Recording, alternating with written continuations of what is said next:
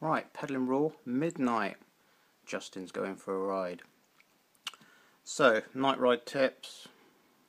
Guess tell someone where you're going, it's important. And you possibly want to do familiar routes if you are new to it, as far as potholes go, obstacles, traffic, stuff like that. Me, I just go wherever. It's got good quality lights. Now, good quality lights is a must. You can get Mickey Mouse lights off of eBay for like 30 quid, like Cree or something, which I've bought before, and they last a little while, but you want a proper tool for a proper job. So I've got some loop-ins. I've got a Tesla and a Betty, and I've had the Betty for like probably 7 years now, maybe even 8 years, and I've got the water bottle battery for it, and the other couple of batteries that came with it, I bought a spare one at the time. They like busted out ages ago from overuse. They weren't holding their charge, so I've got some custom batteries made up. So I'm just going to test one tonight. So I've got the Tesla for my main light, and then the Betty's going to be running the custom battery just to kind of run it down, just to see how much juice has got in it, how long it go from high beam basically.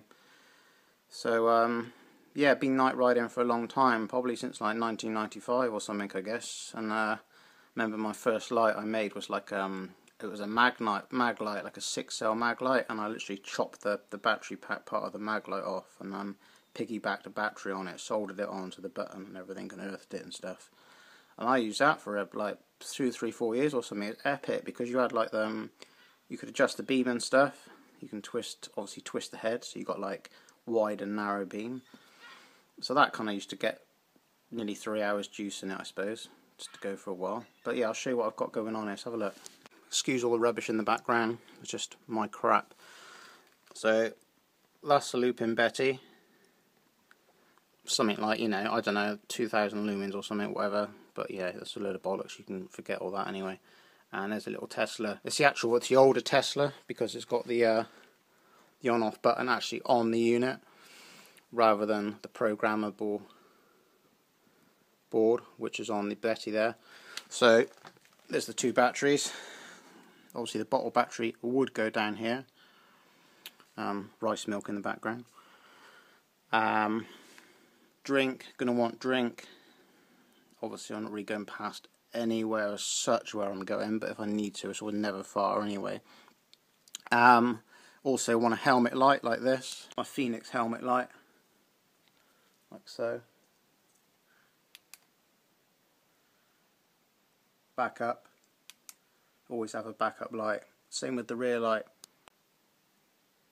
So there's my rear light underneath my seat there, just in tick over mode. I just got like a cheap smart super flash on the back of my bag here, just again for backup. Can't muck around, folks, not at night. So yeah, I'll take my little like 1 litre Camelback bag with me tonight, and I use that in the day sometimes because, you know, if you're going on rides over 200k, 300k, a musette ain't exactly going to cut it, and you want to keep going, so carry some tools in there, some extra food, or chop off an old bottle or something if you want. Again, you just need stuff with you. It's not like a round the block ride, so you know, even if your bike is up together, stuff goes wrong, so you just need to be carrying stuff. As simple as, from experience, like, you know, stuff happens, and it isn't that heavy on the back. You don't get that many neck issues or something on something that light. If you're getting neck issues on back issues with a tiny pack like that on your back, you ain't fit enough, your core ain't strong enough, you need to be doing other things, you know. So again, look at these people that ride the Tour Divide or something like that, 3,000 plus miles off road. They ain't got any room anywhere else apart from on their back, because their bike's packed out with camping stuff to carry food. So there you go, you know, if it's possible for like that kind of distance, 300 plus k, you know, bag on your back, no issues. You need to be looking, you've got underlying problems if you're getting neck and back issues from a tiny bag like that. So there you go, a little tip there. So right, let's go for a ride, eh? Starry night, man. Ciao.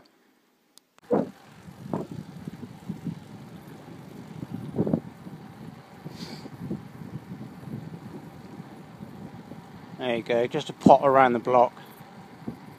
Another tip for cycling at night, don't cycle too fast. That way, you don't get too hot and sweaty, so you're not going to get too cold. So you need to be cycling at just the right speed, which is that balance. Because although it's summertime, it's way past midnight now, there's like pockets of warm air around and stuff, but it still gets really, really cold. Like, I'm out in the country, I'm not like right out in the sticks, and I'm doing like 17s, I suppose, just comfortable. So that's a good tip. Like, you don't want to be burning around if you want a really long ride, a 200-300k ride at night. Otherwise it's going to raise your temperature and you're going to get sweaty. You try drying out at night when it's cold, it ain't going to happen. So you need to compromise.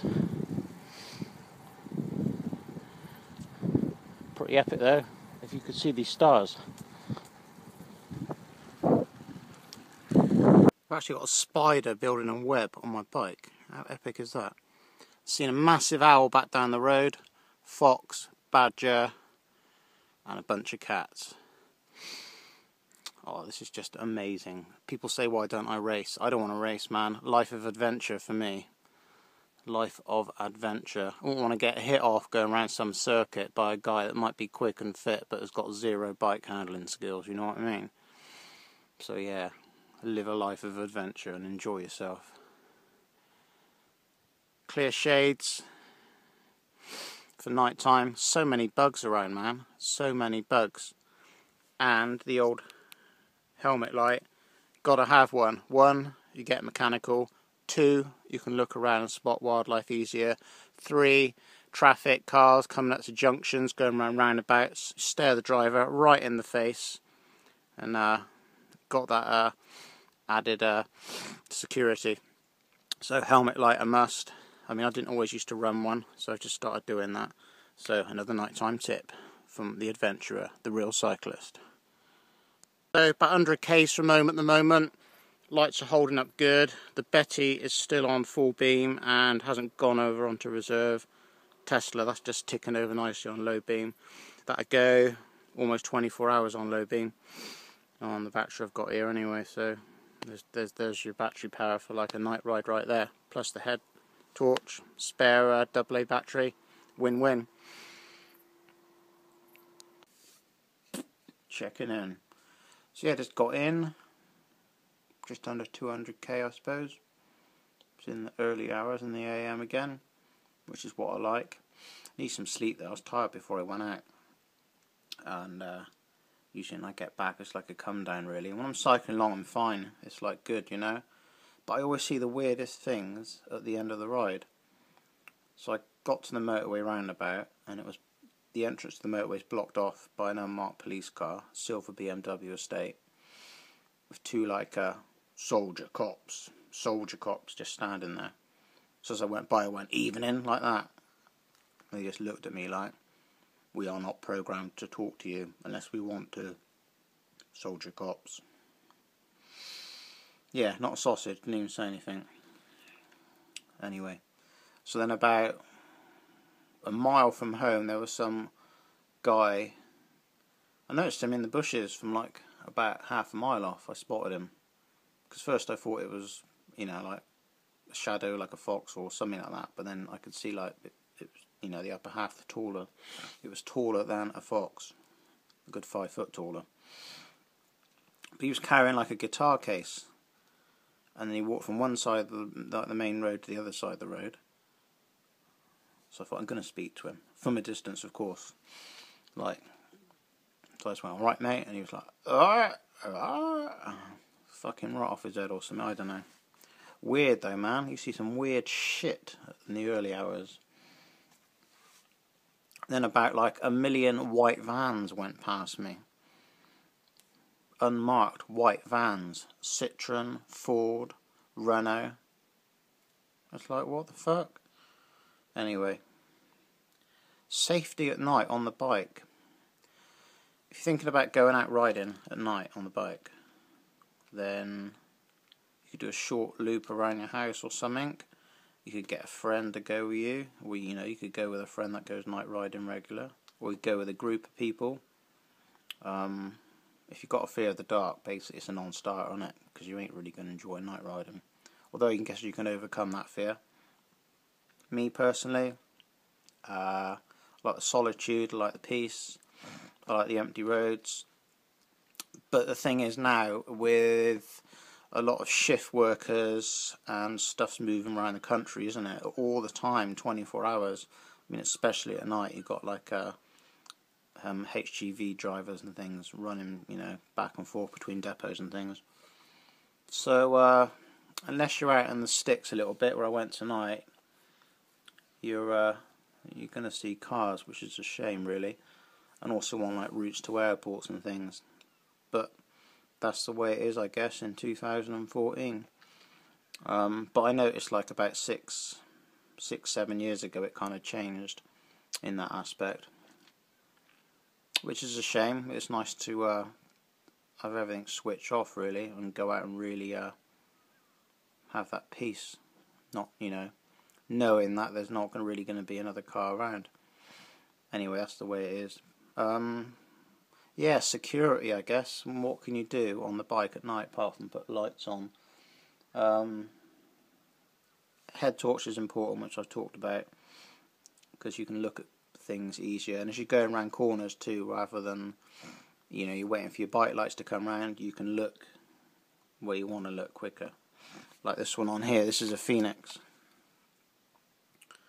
Fenix LD10 Premium R5 LED, and it runs on a AA battery, and it's really good. There's different settings. You've got strobe, SOS, which I do use it in sometimes.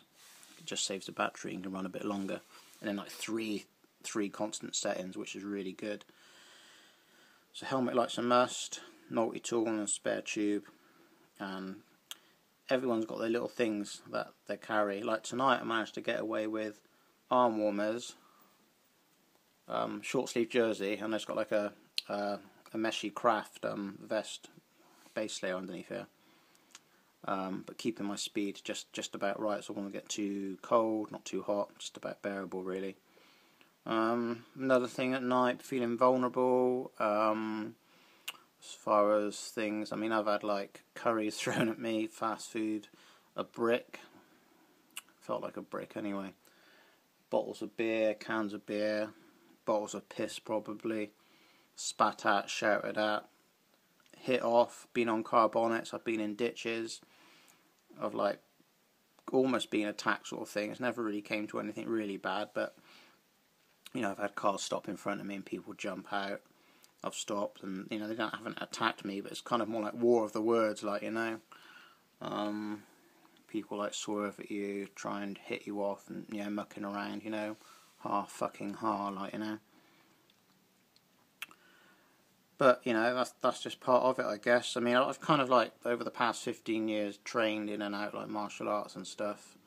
Like, you know, done a little bit of boxing, a little bit of kickboxing, karate, taekwondo, like a little bit of kung fu, Seventh Dragon sort of style kung fu, which is kind of comical to look at some of the moves in that, but they're pretty effective, like, you know.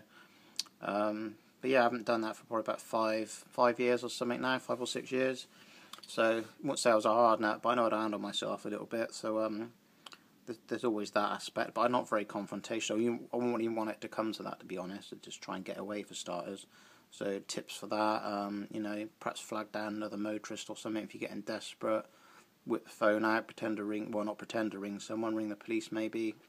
And that can sometimes frighten people off, can it? Maybe start filming them or something. Again, you might want to plan your route where there's garages, 24-hour garages or something. If it's really that bad, you can always go and bang on someone's door or something.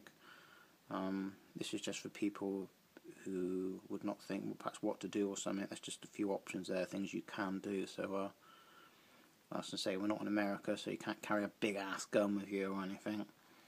But there you go. Safe as it can be, as safe as at night as you are in the day, I guess. You've got lights, people can see you. If you're going to get hit off, you're going to get hit off. Hit off, I suppose, end of. So thanks for watching. Hit the subscribe button if you haven't already. for more adventures from P-Roll, more recipes from P-Roll, and whatever else I come up with. See you later.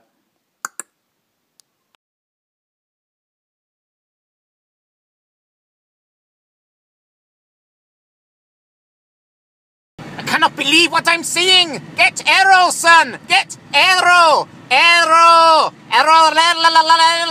Arrow!